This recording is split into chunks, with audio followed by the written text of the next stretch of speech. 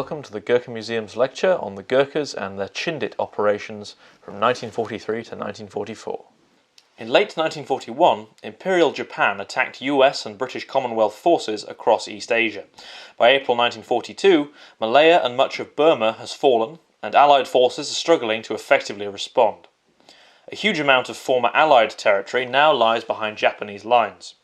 In response, General Archibald Wavell, Commander-in-Chief of India Command, orders guerrilla units to conduct long-range penetration into Japanese-held Burma. The job of organising these units is given to Colonel Charles Ord Wingate. Wingate has trained special operations groups in Palestine and had spent the previous year commanding special operations forces in Ethiopia. His unconventional approach is seen as the best choice to lead guerrilla forces in Burma. Officially the 77th Indian Infantry Brigade, these long-range penetration units are soon nicknamed Chindits, from the Burmese Chinte, meaning lion. Half the Chindits are drawn from British troops and half from Indian troops, including the 3rd 2nd Gurkha Rifles and surviving troops from the Burma Rifles. In the summer of 1942, the Chindits form up in India. Colonel Wingate totally overhauls the soldiers' command structure and training, creating self-sufficient columns of around 350 men who can deploy rapidly with air rather than artillery support. All equipment is to be carried by pack mules or by the men themselves, with resupply by airdrop. In February 1943, after months of harsh jungle training, the first Chindit Operation, Operation Longcloth, sets out from Imphal. 3,000 soldiers march into Burma and begin a campaign of sabotage and disruption. 2 columns march south to act as diversions, whilst 5 strike east, damaging the Mandalay-Myitkyina railway. Wingate then takes the Chindits across the Irrawaddy River to continue operations. The men are forced to forge their own paths through the thick jungle with kukri and machete. However, beyond the Irrawaddy, Japanese attacks increase and supplies grow scarce. By the end of March 1943, Wingate has to order a withdrawal back across the Irrawaddy into India. Each column of men splits into smaller groups who attempt to make the river crossing piecemeal. Some groups manage to make a direct crossing, others have to take wide detours via northern Burma, and even in the case of at least one Gurkha officer and his men, via China. Eventually, the remaining Chindits make their way to India. The men have marched over 1,000 miles and suffered over 800 casualties. A further 600 of those who return are too sick or injured for further service. The 3rd 2nd Gurkha Rifles have lost 446 men. But despite the high casualty rate from disease and jungle conditions, as well as from enemy action, Operation Longcloth boosts Allied morale. Wingate's reports of the operation make their way to Prime Minister Winston Churchill, who is impressed by their contents and orders Wingate to join him at the Quebec Conference, attended by Britain, Canada and the United States in August 1943. At the conference, Wingate's ideas for further operations receive high-level American support, and he is given control of the 3rd Indian Infantry Division, as well as a private air force, known as the 1st Air Commando Group, for resupplying the Chindits. A second operation, codenamed Operation Thursday, is planned for 1944. This is to involve 6 brigades, including British, African, Indian and Gurkha troops. The Gurkha Chindit troops consist of the 3rd 6th and 3rd 9th Gurkha Rifles, under the 77th Indian Infantry Brigade, commanded by Brigadier Mad Mike Calvert. The 3rd 4th Gurkha Rifles, under the 111th Indian Infantry Brigade, commanded by former 4th Gurkha officer Joe Lentane, and the 4th 9th Gurkha Rifles, and men from the 3rd 4th Gurkha Rifles, under a unit known as Morris Force, commanded by Lieutenant Colonel Jumbo Morris. Operation Thursday is to be a much larger affair than Operation Longcloth, and envisages fortified blocks acting as hubs for raiding Chindit columns. Wingate originally planned to have the Chindits flown in using conventional aircraft, but the troops end up being ferried in by glider. In February 1944, Operation Thursday begins, with 9,000 troops flown in into 3 landing zones, codenamed Chowringhee, Piccadilly and Broadway, near the Burmese town of Indore. Broadway is rapidly fortified, with barbed wire, anti-aircraft guns, and a series of bunkers and emplacements. It is soon joined by a strongpoint named White City, so called because of the whiteness of the dozens of parachute canopies from airdrops in the surrounding area. White City contains over 2,000 soldiers in a fortified perimeter, supported by mobile floater columns. Later, another block, codenamed Aberdeen, is established by members of 16 Brigade, who have had the unenviable task of marching into Burma to join the remaining Chindits. From the Allied strongpoints, the Chindits conduct raids into the surrounding area, defending themselves from wave after wave of Japanese attacks.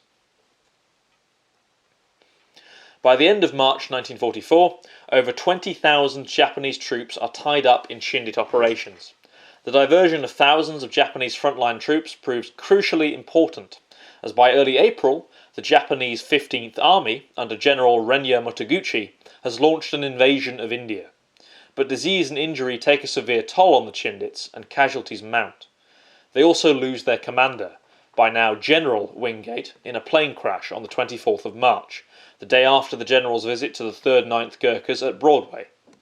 Despite this heavy blow, morale holds firm, and command of the Chindits passes to Brigadier Lentaigne. From early April 1944, Mad Mike Calvert is planning further offensive operations towards the town of Mogaung, which further hampers Japanese efforts to invade India. But attempts by the Chindits to capture and to hold the town of Indore stall, and the impending monsoon threatens to make the airstrips at White City, Broadway and Aberdeen unusable. On the 1st of May, Lentaigne, the 14th Army Commander General Bill Slim, and American General Vinegar Joe Stilwell hold a conference. With the 111 Brigade in support, it is decided to move the Chindit operations north, abandoning White City, Aberdeen and Broadway, to take up positions closer to Mogaung. This will be at a new block codenamed Blackpool. Blackpool is established on the 7th of May, but unfortunately is less suited to Chindit operations than White City or Broadway. Blackpool is within range of Japanese artillery, and is less easy to defend with floater columns than White City, especially in monsoon conditions. As May progresses, the Chindit situation steadily worsens, and by the 25th of May, evacuation is inevitable. Brigadier Jack Masters, who has succeeded Lentaigne as 111 Brigade commander, gives the order to withdraw 18 miles east to Mokso Sakan near Indorgi Lake and evacuate men from there. The Chindits begin their extremely difficult trek, which tests them to the limit. The sick and wounded are evacuated slowly from Mokso.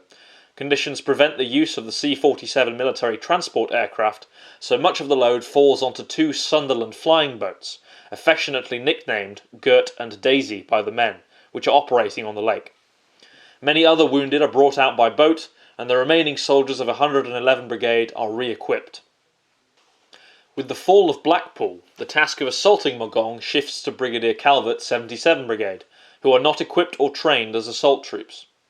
Nevertheless, on the 27th of May, Lentaigne orders Calvert to take Mogaung. Through the first days of June, 77 Brigade press on grimly, outstripping the Allied Chinese forces also present in the region. On the 9th of June, the 3rd 6th Gurkha Rifles, who have taken the ford at the Wetok Chong River, surge over to take the nearby village of Mogaung. On the 10th of June, the 3rd 6th Gurkhas, supported by the South Staffordshire Regiment, clear and capture the Pindmi Bridge, opening the way to an assault on Mogaung itself. Acting Captain Michael Almond, commanding the lead platoon of B Company, 3rd 6th Gurkha Rifles, charges ahead of his Gurkha soldiers to take a Japanese position with grenade and kukri. This leads to the capture of the bridge. The final stage of the campaign begins with 77 Brigade assaulting Mogaung from the south and east, with 111 Brigade in support. By the 13th of June, Calvert's forces are within 800 yards of the town's railway station, but his battalions have each been reduced to the fighting strength of a company, roughly 100 men. On the 21st of June, the 3rd 6th Gurkha Rifles under Captain Almond mount a heroic attack on a position known as the Red House, near the Mogaung railway station. The attack costs Almond his life, and earns him and another soldier from the battalion, Rifleman Tulbaharda Pun, a Victoria Cross each. During Tulbaharda's attack on the position known as the Red House, the entirety of the rest of his section was either killed or wounded. Despite this, Tulbaharda carried on alone, seizing his squad's Bren gun and firing from the hip as he advanced. The sun coming up behind him rendered him the perfect target for Japanese fire, but despite this, he managed to reach the position of the Red House and closed with its Japanese occupants. He killed 3 of them and put 5 more to fight, capturing 2 light machine guns and much ammunition. He then continued, giving accurate supporting fire from the bunker to the remainder of his platoon, which enabled them to reach their own objectives. Tur Bahadur Pun would be the only one of the 4 Chindit Victoria Cross recipients to survive the campaign. On the 24th of June, after a brief withdrawal to Pindmi to gather strength, 77 Brigade finally launches an all-out attempt to take Mogaung. They are supported by Chinese forces in the south and by over 50 airstrikes. Despite severe casualties, 77 Brigade manages to encircle the eastern section of the town and finally captures Mogaung on the 30th of June. Calvert then hands the captured town over to Chinese forces and heads east. In 4 weeks, his force has suffered over 1,000 battle casualties, half its fighting strength. In early July, the 3rd 6th Gurkhas are finally flown out from Warazup, having marched 50 miles to reach their evacuation point. The battalion has suffered 485 casualties since joining operations just 3 short months before. The remains of 77 Brigade are instructed to hold their position and await evacuation, but the other Chindit forces receive fresh orders, much to the anger of their commanders. Lord Mountbatten, the Supreme Allied Commander in Southeast Asia, and General Lentaine meet with General Stilwell to discuss an evacuation of the Chindit forces, but this is heavily opposed by Stilwell. The remaining Chindit forces are ordered to take 2 defensive positions west of the Namian River, Point 2171 and Hill 60. Major Frank Blaker, commanding C Company of the 3rd 9th Gurkhas, leads an attack up Point 2171, which weakens its defences, but he is killed in action after single-handedly charging a Japanese machine gun nest. He too will be awarded a posthumous VC for his actions. By now, the remaining Chindit forces are extremely overstretched, with few fit and active soldiers anywhere. Both 77 and 111 Brigades lack the strength to hold their positions and begin to pull back out to the north. The final Chindit action is an unsuccessful attempt to take Hill 60, which lasts until the 18th of July. The Chindits lack the necessary artillery and air support, and at this point, a medical inspection of 111 Brigade finds only 118 men of the original 2,200 fit for duty. Lentaine orders the brigade to withdraw immediately regardless of whether Stilwell agrees or not. The men are released formally at the end of July, and on the 27th of August the last of the Chindits are finally evacuated from the theatre. The Chindits had suffered severe casualties, and plans for any further Chindit operations are abandoned with the death of Wingate.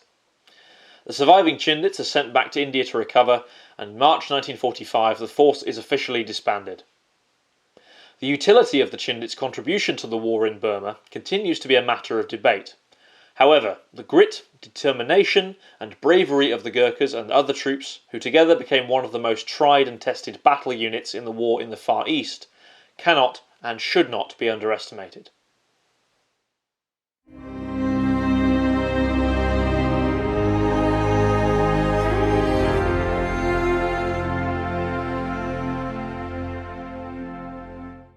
If you enjoyed this lecture, make sure to subscribe to stay up to date on all our future online content. To help us continue making free online content, please consider making a donation at www.thegurkhamuseum.co.uk, where you can also learn more about over 200 years of Gurkha history. Thank you.